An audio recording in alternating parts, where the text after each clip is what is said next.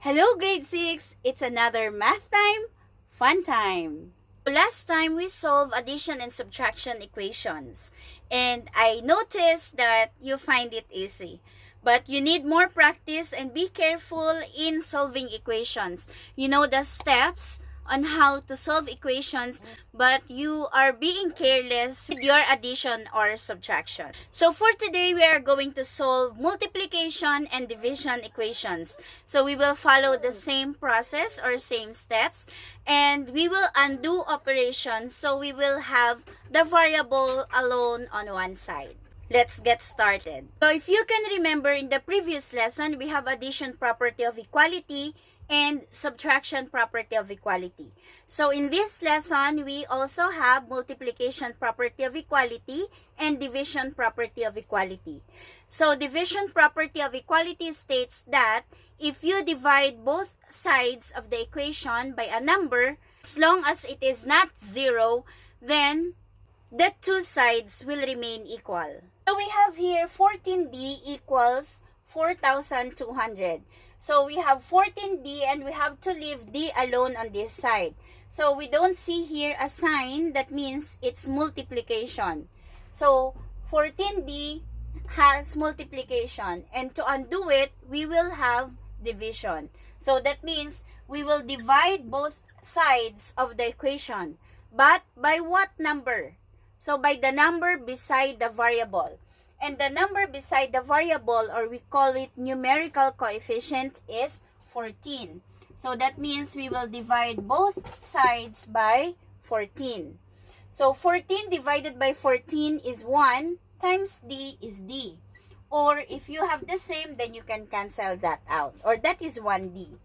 Equals 4,200 divided by 14 is 300. So that means the value of the variable is 300. Now we have 2/3 n equals 1/4. So again, this is multiplication. So to undo this, we will divide both sides of the equation by the numerical coefficient. And the numerical coefficient is 2/3. So since it is a fraction, then we will write it this way. 2/3 n divided by 2/3. And then the right side of the equation will be divided by 2/3 also. So that is 1/4 divided by 2/3.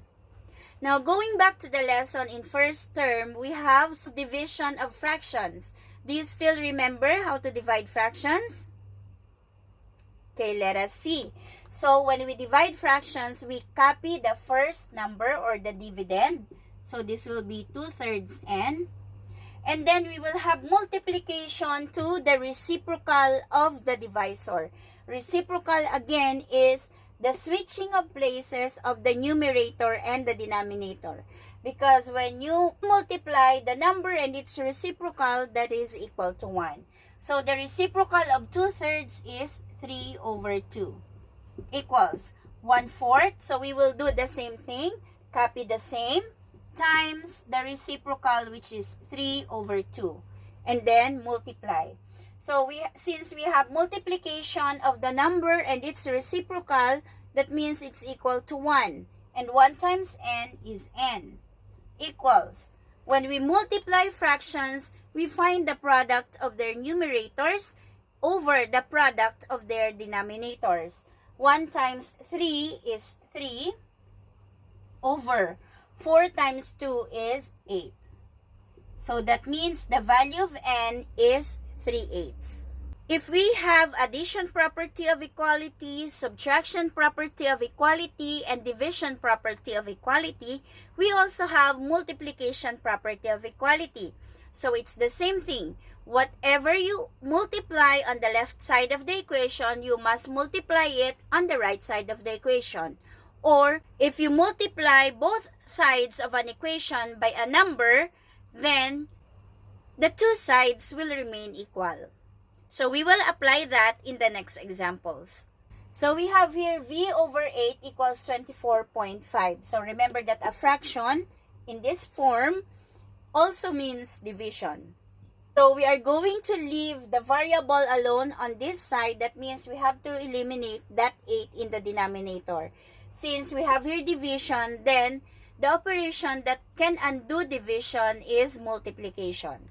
So, we are going to multiply it by what number? So, by the number that we need to eliminate. That means, we will multiply both sides of our equation by 8. So, that will be v over 8 times 8 equals 24.5 times 8. V over 8 times 8, it's the same as 8 over 1, right? So, 8 divided by 8 is 1, times V is V. One number in the numerator that is the same in the other number in the denominator, that will cancel out and that's equal to 1. You remember that? And times V, so it's V. And then, multiply 24.5 by 8 and that will give us 196. That means the value of our variable is 196. A last example, z over 6 equals 9. So, we have here division. To undo it, we are going to use multiplication. So, we will multiply z over 6 by the denominator, which is 6. And that means we will multiply 9 also by 6. So, we can cancel this out and we only have z here.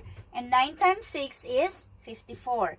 That means the value of our variable is 54. So that's it. That is how we undo operations. Remember that to undo multiplication, we will use division. And to undo division, we will use multiplication. So I hope you find this easy. I will see you again next time for our practice for the final exam. Thank you for coming today and goodbye.